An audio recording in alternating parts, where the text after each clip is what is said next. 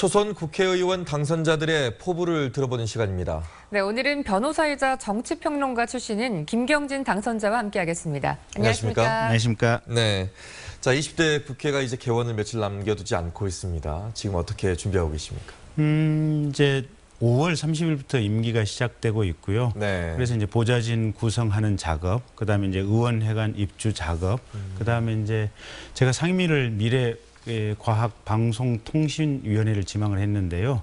이제 과거 19대 국회에서 이 미방위에서 어떤 사안들이 쟁점이 되고 있고 또 20대 국회에서는 어떤 부분이 주요하게 다루어질 것인지 이 쟁점 사항을 미리 추려서 사전에 예습하고 있는 이런 작업을 하고 있습니다. 네, 4.13 총선을 통해서 오래된 양당 구도가 깨지고 3당 구도가 형성이 됐는데요. 네. 그 중심에는 국민의당이 있습니다. 네. 앞으로 국민의당은 어떤 역할을 해야 한다고 보시나요? 그러니까 이제 이번 4.13 총선의 민의가 결국은 두 거대 정당이 극렬한 대립만 하고서 실질적이고 생산적인 결과를 전혀 도출하지 못했다. 네. 그래서 적정한 균형추를 이룰 수 있는 제3당을 만들어냄으로 인해서 사실상의 실질적인 어떤 결과를 도출해내는 그런 정치를 하라라고 하는 것이 국민의 어떤 이번 총선 민의라고 이렇게 보고 있고요. 네. 저희 국민의당은 결국은 두 당이 사실은 당의 이념이라든지 당리 당략에 매몰되어 있는 이런 부분을 배제하고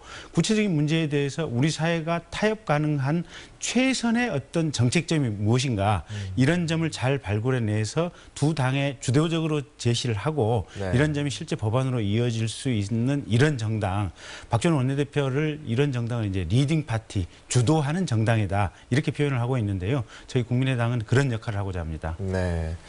지난 이제 얼마 남지 않았습니다만 네. 19대 국회는 식물국회라는 이런 오명이 네. 있습니다. 20대는 어떻게 나가야 된다고 보십니까? 이제 저희 20대 국회가 하기 나름인데요. 19대 국회처럼 결국은 각자 자기 주장만 하면서 극렬한 의견 대립을 하게 되면 사실은 20대는 19대 국회보다 더한 식물 국회가 될 가능성도 있거든요. 네. 아무도 어떠한 정책, 어떠한 법안도 통과시킬 수 없는 이런 구조가 딱 되어 있기 때문에 결국 20대 국회는 서로 간에 머리를 맞대고 2시간, 3시간, 4시간 긴 시간 대화를 통해서 최적의 답을 이렇게 수기를 통해서 도출해야 될 네. 이런 어떤 의무가 있습니다. 그래서 20대 국회는 반드시 대화 또 상대방의 마음에서 이해해 볼 수 있는 정책 제시, 한 번 더 생각해 볼 수 있는 이런 어떤 의사결정의 문화, 이런 부분을 잘 받아들여서 최선의 수기, 협치, 이런 어떤 정치 문화를 만들어내겠습니다. 네. 네, 상임위 배정이 어느 정도 마무리된 걸로 알고 있는데요. 어떤 상임위에서 어떤 의정 활동을 하고 싶으신가요? 저는 지금 미래과학방송통신위원회를 이제 희망을 했습니다. 네. 약칭해서 이제 미방이라고 하는데요.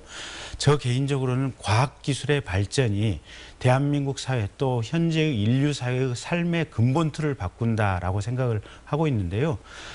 가령 이제 우리가 장애인 이동권 문제가 생겼을 때 장애인들에게 이렇게 어떤 의수 대신에 가령 이렇게 장애인들의 다리 힘을 강화시켜 줄 수 있는 기계 의수를 아주 저렴한 비용에 제공을 할 수 있다면 사실은 장애인 이동권 문제가 더 이상 문제가 안 되는 거거든요. 네. 또 요새 공장 같은 경우는 이 로봇이 들어오면서 산업 자동화가 이제 진행이 되고 있고 그래서 사실은 근로자들의 일자리들이 굉장히 많이 줄어들고 있는 이런 상황들입니다. 그래서 네.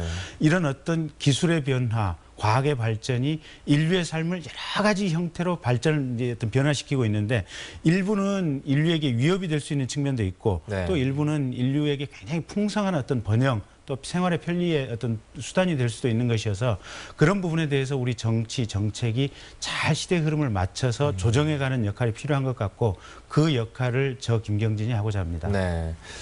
자, 끝으로 이제 뭐 SNS를 통해서도 이제 글로 보면은 정권 교체에 대한 열망이 상당히 크신 걸로 좀 보고 네. 있습니다. 특히나 이제 그러기 위해서는 야권의 이런 통합도 네. 생각을 하고 계시는 것 같은데 어떻게 네. 보십니까? 우선은 이제 내년 봄에 있을 재보궐선거 시점까지는 사실은 야권 전체의 파이를 키워야 된다. 그래서 국민의당도 그렇고 더불어민주당도 그렇고 국민들에게 확고한 정책 역량, 수권 정당으로서 비전을 제시함으로써 국민들의 어떤 지지의 전체적인 파이를 키운 다음에 결국은 마지막 대선 임박해서는 국민들의 선택이 어느 쪽에 더 어떤 무게중심이 주어질 것이냐 여기에 따라서 그때 그 순간에 통합 논의를 진행하는 것이 옳을 수 있다 이렇게 보고 있습니다. 예, 알겠습니다. 항상 그 처음을 잊지 않는 정치인이 좀 되셨으면 좋겠습니다. 오늘 나와주셔서 고맙습니다. 감사합니다.